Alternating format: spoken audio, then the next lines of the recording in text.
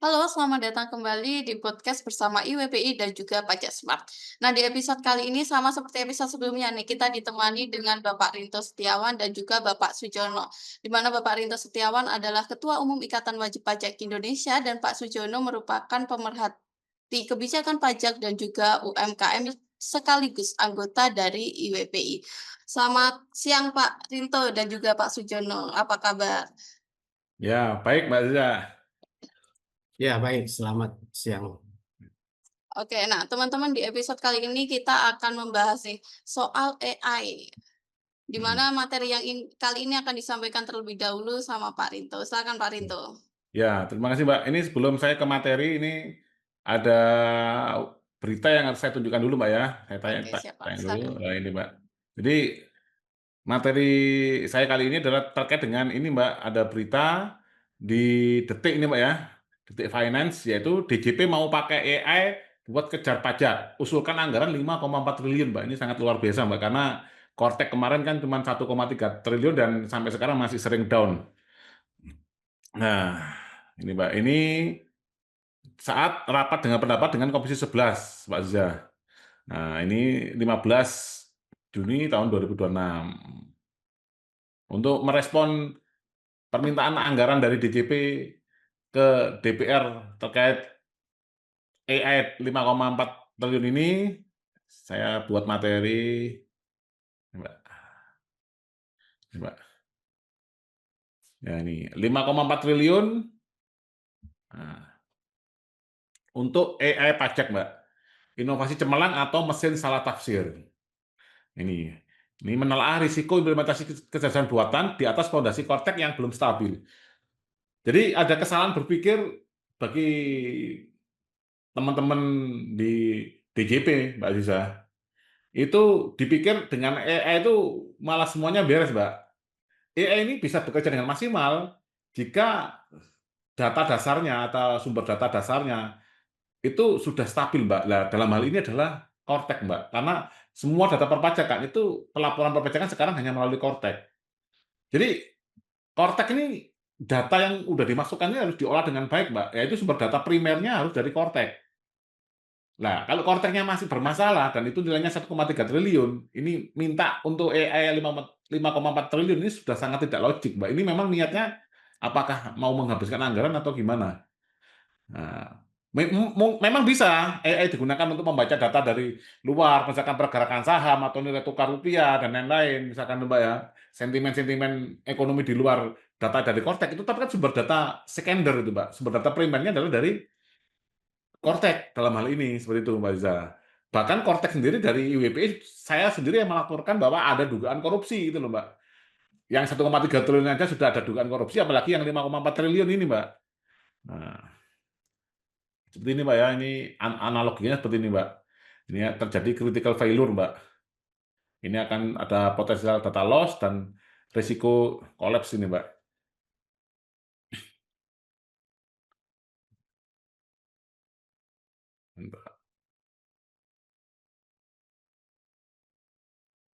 Ini Mbak ya, modernisasi administrasi perpajakan tidak bisa dihindari, namun ada pertanyaan yang mendasar yang terlewatkan. Ini visi 2027, rencana strategis anggaran 5,4 triliun yang diminta oleh DJP ke DPR, pengawasan dan penegakan hukum berbasis AI, deteksi anomali dan pemetaan risiko instan. Nah, realitas hari ini, kondisi transisi wajib pajak berhadapan dengan Cortex yang masih dalam tahap penyesuaian dan perbaikan terus-menerus. Ini dibuktikan dengan seringkali terjadi downtime aplikasi Cortex, Mbak. Bahkan beberapa waktu yang lalu itu downtime-nya sampai sekitar 3 hari, Mbak. Apakah Cortex sebagai fondasi utama administrasi perpajakan sudah benar-benar stabil? Nih, kecerdasan buatan bukanlah sebuah fondasi, melainkan lapisan lanjutan. Ini, Mbak, sikap IWPI, AI hanya akan bekerja dengan baik jika data dan sistem dasarnya sudah benar. Membangun pengawasan AI di atas sistem yang goyah justru melahirkan persoalan baru. Ini, Mbak, ini di bawahnya ini sistemnya harus beres dulu, Mbak. Ini data dan sistem dasar Cortex, sumber kebenaran tunggal, single source of truth. Ini baru dibaca lebih lanjut dengan AI, instrumen pembaca pola, pendeteksi anomali, dan pemetaan risiko. Ini sementara Cortex ini aja ada kadang sering terjadi ada suatu teguran yang ternyata itu diproduksi secara otomatis melalui sistem, Mbak. Nah, kalau seperti itu harus dianalisa dulu, Mbak Lisa. Kenapa kok banyak surat teguran? Nah, kalau sistem kontennya masih bermasalah, AI-nya malah error nanti, Mbak, membacanya. Ini status sistem saat ini, Cortex masih menyimpan banyak titik kerentanan operasional, kendala teknis, error sistem dan downtime yang menghambat akses harian wajib pajak. Ini, Mbak. Terus perubahan alur proses layanan workflow yang belum baku dan terus berubah-ubah. Administrasi labil, proses administrasi yang perpajakan dasar yang belum sepenuhnya mulus. Terus ada lagi ketidaksesuaian data, isu migrasi data historis yang memicu ketidakakuratan basis data. Dalam kondisi kerentanan administratif ini, menyuntikkan algoritma agresif berisiko melipat gandakan tingkat kesalahan. Hukum mutlak komputasi, data yang belum stabil akan menghasilkan analisis yang tidak dapat dipercaya. Ini pipa data kotor, transaksi nyata bercampur dengan kesalahan input, gangguan sistem, dan kekeliruan migrasi. Ini AI, black box AI tidak memiliki nurani, tidak memahami konteks hukum, AI tidak tahu soal asal-muasal error data. Ini garbage outs, ya. Algoritma tidak menoleransi ambiguitas. Error system hari ini akan menjadi vonis pelanggaran esok hari. Ini, ketika data belum matang, AI berubah menjadi mesin salah tafsir. Kondisi aktual, realitas wajib pajak patuh dengan data migrasi bermasalah. Tafsiran algoritma AI terbaca sebagai entitas berisiko tinggi. Ini betul wajib pajak yang patuh, Mbak. Karena ada datanya keliru, AI-nya ngomong ini adalah WP dengan berisiko tinggi.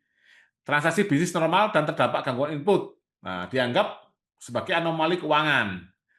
Ya. Ini realitasnya lagi, perbedaan administratif murni akibat perubahan jalur layanan. Ini AI bisa ditafsirkan sebagai indikasi pelanggaran hukum. Teknologi yang seharusnya mempermudah pelayanan justru berbalik menjadi instrumen yang memperbesar beban wajib pajak.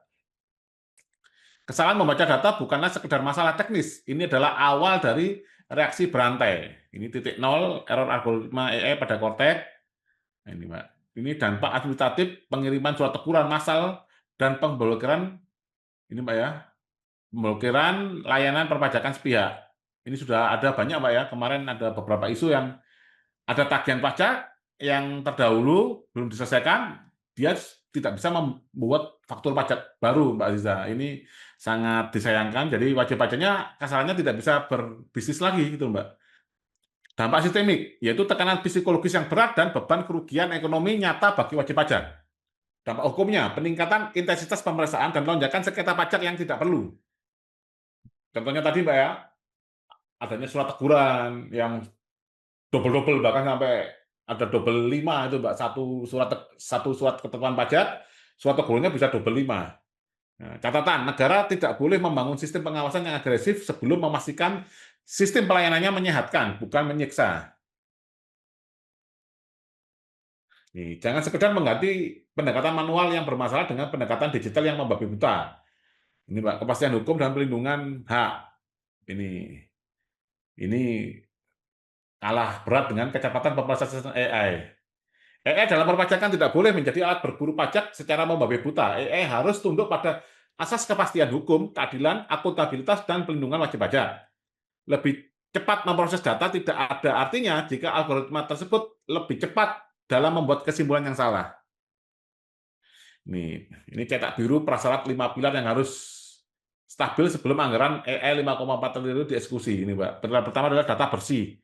Anomali migrasi data historis telah tuntas diselesaikan. Pilar kedua adalah proses bisnis konsisten. Alur kerja Cortex sudah baku dan tidak berubah-ubah. Ini artinya peraturan perpajakan hampir tiap bulan berubah, Mbak ya. Pilar ketiga adalah layanan stabil, akses downtime nihil, dan kendala teknis harian terselesaikan. Ini pilar ketiga. Pilar keempat adalah mekanisme koreksi jelas. Wajib pajak memiliki jalur cepat untuk dan adil untuk menyanggah temuan mesin. Nah, kalau sekarang tidak ada, Mbak, tetap bisa kadang mereka mengeluarkan suratnya melalui Cortex, kita kadang membalasnya bersurat manual, Mbak. Nah, pilar kelima adalah pelindungan hak. Nah, ini adanya jaminan hukum bahwa error sistem tidak dikriminalisasi. Sintesis reformasi perpajakan bukanlah murni perkara teknologi, melainkan perkara kepercayaan. Teknologi canggih, ini data akurat, pelayanan mudah, sistem cepat. Ini akan melahirkan trust. Ya, keadilan sistem penegakan hukum tidak sewenang-wenang, proses transparan. Ini juga akan melahirkan titik tengahnya antara teknologi canggih dan keadilan sistem adalah kepercayaan wajib pajak. Wajib pajak akan secara otomatis lebih patuh apabila mereka percaya bahwa sistem di mana mereka bernaung berjalan adil, akurat, dan melayani, bukan sekedar memburu. Ini, Pak. Pertanyaan penentu sebelum melangkah lebih jauh, apakah Cortex sudah cukup stabil untuk menjadi bahan bakar kecerdasan buatan? Ini, jika jawabannya belum, maka bukanlah solusi. Ia justru akan mempercepat kekeliruan memperbesar sengketa dan semakin menjauhkan wajib pajak dari rasa percaya kepada negara. Seperti itu, Mbak Zia. Oke.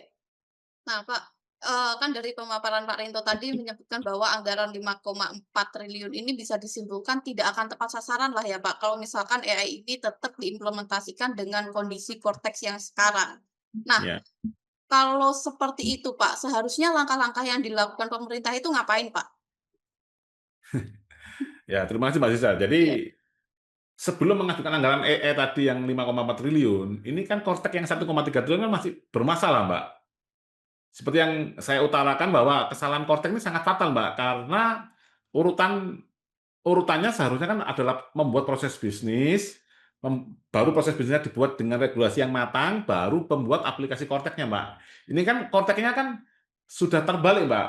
Belanja aplikasinya, baru proses bisnisnya menyesuaikan, bahkan regulasinya disesuaikan dengan proses bisnis yang menjiplak dari aplikasi teknologi yaitu Cortex itu sendiri, Mbak Yesa. Jadi menurut saya Cortex-nya ini harus dibuat ulang dulu, Mbak.